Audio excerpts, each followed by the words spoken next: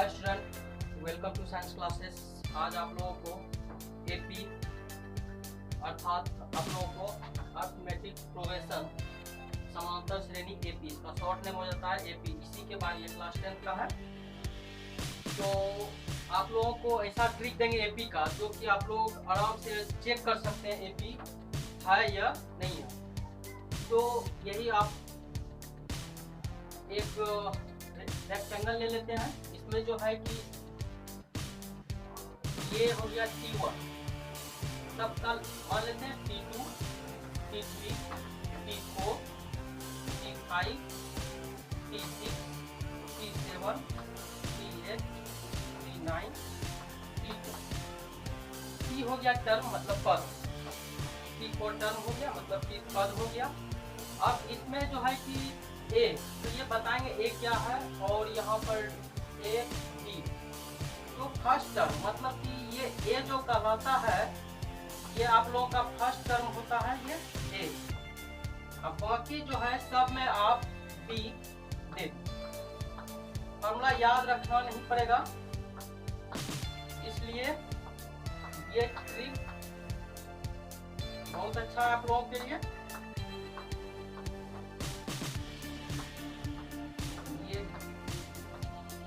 और डी डालना है जहां तक आपका स्टॉप है, वहीं तक डी डालना भी है।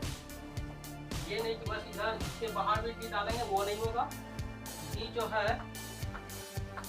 इसके इन में डालेंगे,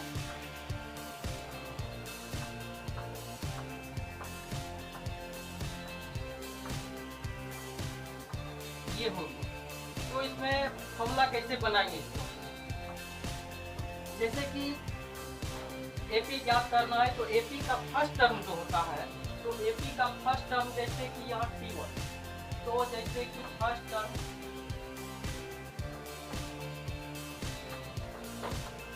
प्रथम पद, तो प्रथम पद मतलब ये हो गया फर्स्ट टर्म। तो फर्स्ट टर्म हो गया ए, अर्थात इसको हम T1 कहेंगे। अब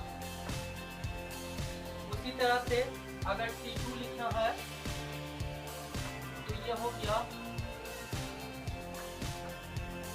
द्वितीय पद अर्थात सेकेंड टर्म। तो सेकेंड टर्म का आता है तो क्या हो जाएगा A प्लस B, तो ये कह देंगे A प्लस B। इसी तरह तीसरा पद अर्थात यहाँ पर T लिखेंगे, टर्म 3 आ जाएगा। तो टर्म 3 ये तृतीय पद के लिए अर्थात यहाँ पर हो जाएगा, हम इंग्लिश में ही कर देते हैं थर्ड टर्म के लिए। तो थर्ड टर्म के लिए क्या आ जाएगा कि ए है, तो यहाँ पर ए कर देंगे हम। अब प्लस कितना डी है, 2 है, तो यहाँ पर क्या हो जाएगा ए प्लस 2D, मतलब ये थर्ड टर्म के लिए यही हो जाएगा, अर्थात तीसरा पद के लिए हो जाएगा। इसी तरह से फोर्थ टर्म के लिए क्या हो जाएगा ए प्लस, इसमें देखिए ए हो गया, इसमें कितना डी है तो 3D हो गया। T4 के लिए, ये T4 के लिए कितना हो जाएगा, सॉरी T4 तो हो गया T5, अर्थात ये फिफ्थ टर्म के लिए हो गया। तो ए, तो T5 में ए हो गया, डी कितना है 1 2 3 4, तो ये कितना हो जाएगा 4D। इस तरह से सारा हम लोग फॉर्मूला का आंसर कर सकते हैं। और ये 6 टर्म इसी तरह से लिख लीजिए, ए प्लस डी की संख्या 5 है। अब ये T7 के लिए तो ये हो गया 7 टर्म, और ये हो जाएगा ए। उसी तरह से डी की संख्या कितना है 6 है, 6D। उस तरह से 7 8 टर्म हो जाएगा। 8 टर्म के लिए क्या हो जाएगा तो ए प्लस 7D, क्योंकि 7D है। T9 टर्म 9 के लिए, 9 टर्म के लिए क्या हो जाएगा तो ए डी की संख्या कितना है 8 है, तो 8 हो जाएगा। नेक्स्ट एक और बचा है, तो T10 के लिए क्या हो जाएगा a प्लस डी की संख्या 1 2 3 4 5 6 7 8 9 10, मतलब कि सॉरी 1 2 3 4 5 6 7 8 9 9, तो ये 9 हो जाएगा 9D। तो ये हो गया आप लोगों का टर्म, मतलब कि ये एक और इसमें देख लीजिए कि यहाँ पर T3 रहेगा तो ये 2D तक लेंगे। अगर 4 टर्म में जाते हैं तो D की संख्या यहाँ पर 3 रहेगा, मतलब एक कम रहेगा, और ये nth टर्म तक जाती है। कोई जरूरी नहीं कि 10 टर्म तक ही रहेगा ये, क्योंकि ये आगे भी जा सकती है और आगे जाती भी है, nth टर्म तक ये जाएगी। अर्थात इसका इसी तरह से आगे हम लोग बढ़ते जाएंगे। T5 या T100 भी कर सकते हैं। तो क्या T100 का क्या हो जाएगा जिसे, तो T100 हम ले लेते हैं। जैसे कि यहाँ पर मान लिया जाए कि T100 ले लिया, हम एग्जांपल ले रहे हैं इसे एग्जांपल, तो T100 टर्म ले लिए तो क्या हो जाएगा, ए तो ओनली ए ही रहेगा क्योंकि ये फर्स्ट टर्म है, फर्स्ट टर्म सब में आएगा। और डी की फिर संख्या कितनी चले जाएगा 99, एक कम रहता है, तो ये हो गया 100 टर्म का। तो इस तरह से 100 टर्म इंफिनिटी टर्म मतलब nth टर्म तक जा सकता है।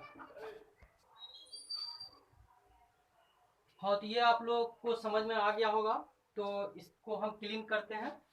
उसके बाद जो है हम आगे एक आध फॉर्मूला है, उसके बाद हम लोग जो है कि एग्जांपल देंगे आप लोगों को सब। जैसे कि एक फॉर्मूला आप लोगों को आती है एपी, मतलब कि A N equal to A plus N minus 1 into D, ये फॉर्मूला आती है। तो यहाँ पे आप लोगों को कभी कभी क्या कर सकता है, तो ये टीएन भी कर सकता है, क्योंकि यहाँ पर ए एन और टीएन ये nth टर्म है, इसलिए यहाँ पर जो है कि ए एन और टीएन भी वहां पर आ सकता है ऐसा क्वेश्चन में से। तो इसका भी वही लिखेंगे जो होता है इसका। अब इसमें टीएन जैसे क्या होगा, वेयर में कर सकते हैं, वेयर में जैसे ले लिए, तो ए एन या तो कहिए टीएन,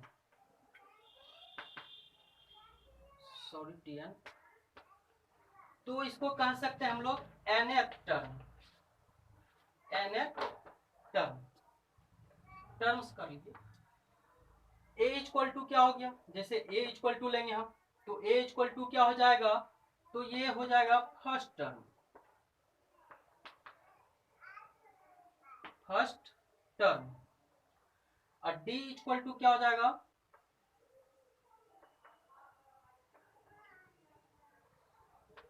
कॉमन डिफरेंस,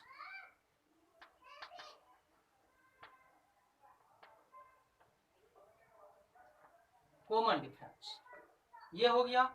n हो गया आपका क्या, ये नंबर होता है, ये क्या हो गया आप लोगों का नंबर। तो वेयर में कर दिया हम लोग कि ये आपका वेयर में क्या क्या है, ये हो गया जो है कि फॉर्मूला। और इसी पर जो है हम लोग अभी एक एग्जांपल देंगे। जैसे कि एग्जांपल हम ले लिए, एग्जांपल आप लोगों को ए इक्वल, जैसे कि ए इक्वल टू दे दिया गया 7, और यहाँ पे डी इक्वल टू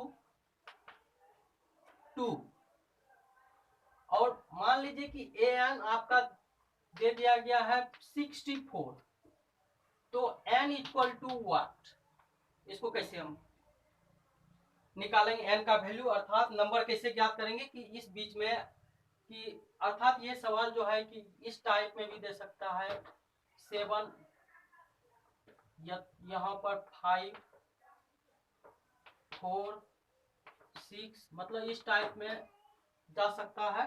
तो इस टाइप में एपी का कुछ टर्म रहता है, तो इस टाइप में हो सकता है, या तो इस अभी इसको हम देखेंगे। तो यहाँ पर इसी फॉर्मूला को अभी ये हो गया A N equal to A plus N minus 1 into D. तो ए एन का यहाँ पर वैल्यू क्या है 64, तो हम यहाँ लिख लेंगे 64 ए का वैल्यू कितना हो गया, 7 हो गया, तो 7 कर लेंगे। अब प्लस क्या है एन, एन का वैल्यू कितना है नहीं दिया गया है तो नहीं लिखेंगे, तो ओनली यहाँ एन माइनस 1 को लिख लिए। अब फिर प्लस इंटू कितना हो जाएगा डी, डी का वैल्यू कितना हो गया है 2 दिया हुआ है गिवन दैट में। तो 64, अब इसका सॉल्यूशन कर लीजिए 7, इसको मल्टीप्लाई कर लीजिए, ये हो गया 2n और ये हो गया -2।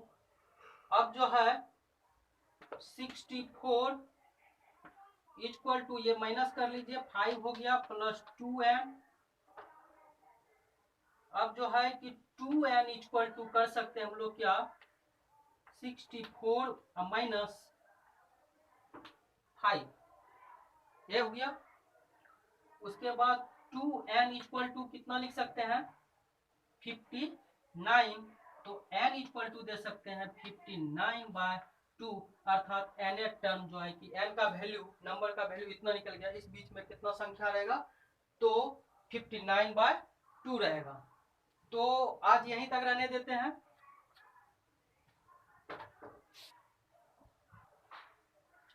हाँ, तो ये आप लोगों का सॉल्यूशन हो गया। तो इसमें अभी जो है कि कुछ बाकी भी है आप लोगों को, अभी तीसरा पार्ट तो हो गया, और आगे जो है कि एपी का और भाग है, तो इसमें और हम बनाएंगे वीडियो। ये अगर अच्छा लगा होगा आप लोगों को तो सब्सक्राइब एंड लाइक जरूर करें। और इसमें जो है कि खास बात कि कमेंट करके आप जरूर बोलें, जो सवाल में अगर प्रॉब्लम भी है आप लोगों को तो वो सवाल कमेंट करके लिख दें और हम उसका सॉल्विंग करके आप लोगों को देंगे। Okay, thank you.